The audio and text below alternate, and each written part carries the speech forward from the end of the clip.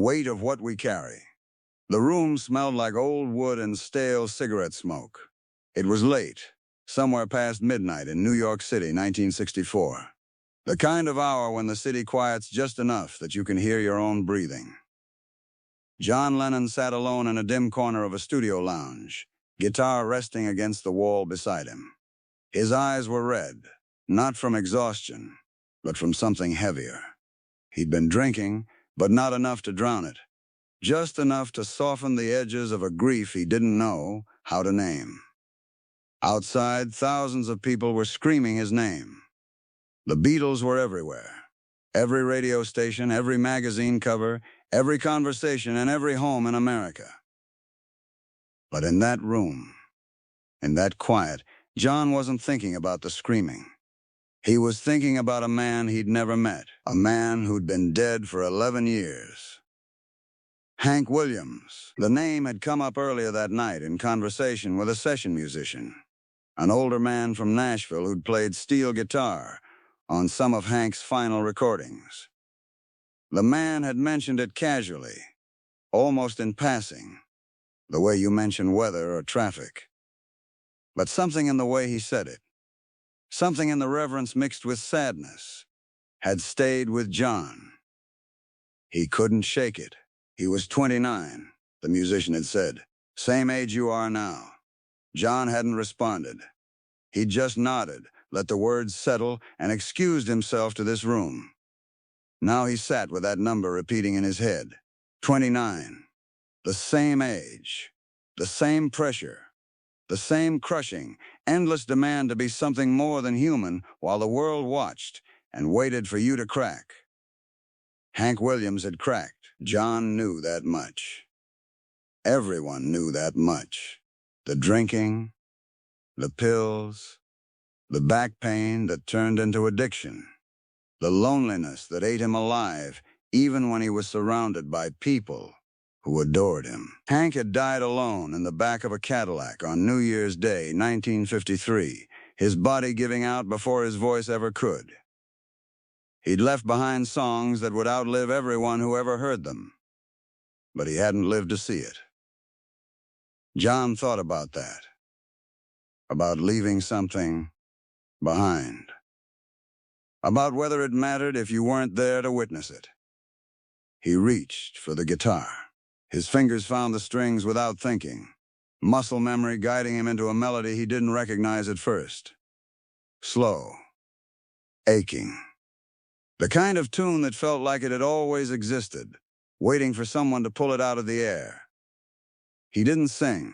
He just played, letting the sound fill the silence, letting it say what he couldn't. The door opened. Paul McCartney stood in the doorway, hesitant. He didn't speak right away. He knew John well enough to recognize the look on his face, the weight in his posture. This wasn't the time for jokes or small talk. This was the time to either stay silent or say something that mattered. You all right? Paul asked quietly. John didn't look up. Do you ever think about what happens when it's over? Paul frowned, stepping inside and closing the door behind him. When what's over? This. John gestured vaguely at the room, at the walls, at the world beyond them. All of it. The screaming, the songs, the whole bloody circus. Paul sat down across from him, arms folded, listening. I was thinking about Hank Williams, John continued. That bloke who played steel guitar tonight, he knew him. Said Hank was 29 when he died, same as me. Paul didn't respond immediately. He understood where this was going. He wrote songs that'll last forever, John said, his voice low, almost bitter. But he never got to hear people sing them back to him. He was gone before any of it mattered. And I keep thinking, what's the point? What's the bloody point of any of this if it just eats you alive? Paul shifted uncomfortably. You're not Hank Williams, John. No, John agreed. But I could be. The words hung in the air like smoke. Paul wanted to argue. He wanted to tell John he was being dramatic, that he was letting the pressure get to him, that this was just the price of success. But he couldn't. because deep down, Paul knew the same fear. He felt it too, that gnawing sense that fame was a machine, and they were just fuel, that eventually the machine would consume them, and no amount of brilliance or talent would matter. The only question was how long they could last. Hank didn't have what we have, Paul said finally. He was alone. We've got each other. John looked at him, his expression unreadable. Do we? Paul didn't answer. For a long moment, neither of them spoke. The only sound was the hum of the building, the distant rumble of traffic outside, the quiet creak of the guitar against the wall. Then, John picked up the guitar again. This time, he played something different, something familiar, a Hank Williams song, "I'm So Lonesome I Could Cry." He sang it softly, almost to himself. His voice wasn't polished. It cracked in places, rough around the edges, raw in a way his Beatles vocals never were. But it was real. It was honest. And Paul listened, watching his friend pour something out that he couldn't name, something that had been building for months, maybe years. When the song ended, John set the guitar down and rubbed his face with both hands. "I don't want to die like that," he said quietly. "I don't want to be a ghost people talk about like some tragic bloody legend.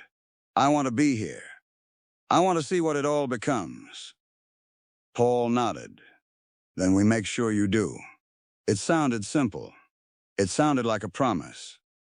But both of them knew it wasn't that easy. The world didn't care about promises. The world wanted what it wanted, and it didn't stop until it got it. Across town, in a record shop that stayed open late, a young clerk was flipping through vinyl records in the back room. He was supposed to be organizing inventory, but he'd gotten distracted by an old Hank Williams compilation someone had traded in earlier that week. He'd heard of Hank before, of course. Everyone had. But he'd never really listened. He put the record on. The first song that played was "Your Cheatin' Heart." Slow, mournful, heartbreaking in a way that felt almost too personal, like eavesdropping on someone's private grief. The clerk stood there, frozen, as Hank's voice filled the room. There was something in it that hit harder than anything he'd heard in a long time. It wasn't just sadness. It was acceptance.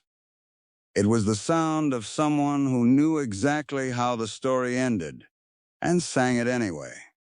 He thought about the Beatles, about how different they were, how loud and electric and alive. But underneath all of that, underneath the screaming and the energy, he wondered if they felt the same thing Hank felt, if they carried the same weight. He wondered if anyone who made music that mattered ever got to feel light. Back in the studio lounge, John and Paul sat in silence. The guitar was back against the wall.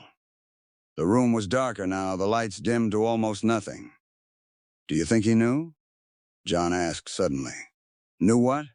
That he mattered. That people would remember him. Paul thought about it. "I don't know. Maybe. Maybe not." "I hope he did," John said. "I hope he at least had that." Paul wanted to say something comforting, something wise. But he didn't have the words. So he just sat there, present, solid, the only kind of support he knew how to give. Eventually, John stood up. He stretched, rolled his shoulders, let out a long breath. "I need to write something," he said. "Something that lasts. Not just another pop song. Something real." Paul stood too. "You will." "How do you know?" "Because you already have. You just don't see it yet." John looked at him, skeptical but softened. "You always know what to say, don't you?" Paul smiled faintly. "Not always. But I try." They left the room together, stepping back into the bright, chaotic world of cameras and schedules and expectations. But something had shifted. Something small, but significant. A recognition. that they were walking the same path Hank Williams had walked, but they didn't have to walk it alone. And maybe that was the only difference that mattered. Years later, after John was gone, after the world had lost him too soon just like it lost Hank, people would talk about this night. They would speculate about what was said, what was felt, what it meant. They would try to draw lines between the two men, to find connections in their music, their pain, their brilliance. But the truth was simpler than that. Both men had carried something too heavy to name. Both had tried to make sense of it through songs, and both had left behind echoes that outlived them. Melodies that would be sung long after the people who created them were gone. In 1964, John Lennon didn't know how his story would end. He didn't know that he'd become the very thing he feared, a legend, a ghost, a voice frozen in time. But in that quiet room, late at night, he felt the weight of it. He felt the pull of something bigger than himself, something that demanded everything and gave nothing back except the hope that maybe, just maybe, it would mean something to someone. And maybe that was enough. The guitar sat silent against the wall. The room was empty again. But the sound of what had been played there lingered, hanging in the air like smoke, like memory, like the echo of a voice that refused to fade. Outside, the city kept moving. People kept screaming. The machine kept turning. But for one quiet moment, in the space between the noise, two men had sat together in the dark and acknowledged what they both knew, that greatness came with a cost. That fame was a fire that could warm you or burn you, and you didn't always get to choose. Hank Williams had burned. John Lennon would burn too, years later in a different way. But on that night, in that room, he was still here, still breathing, still holding the guitar, still trying to make sense of it all. And maybe that was the only victory that mattered. The next morning, the Beatles were back on stage. Thousands of people screamed. Cameras flashed. The world watched. John played. He sang. He smiled. But somewhere inside, he carried the weight of what he'd felt the night before. The connection to a man he'd never met. The understanding that they were part of the same story, separated by time, but bound by the same impossible burden. He didn't talk about it. He didn't write a song about it, not directly. But it was there, woven into everything he created after that night. A quiet reverence for the cost of making something beautiful. A respect for the ones who came before him and didn't survive it.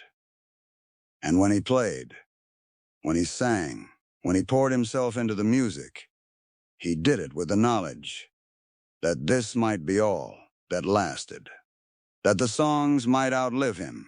That one day, someone else might sit in a quiet room and think about him the way he thought about Hank.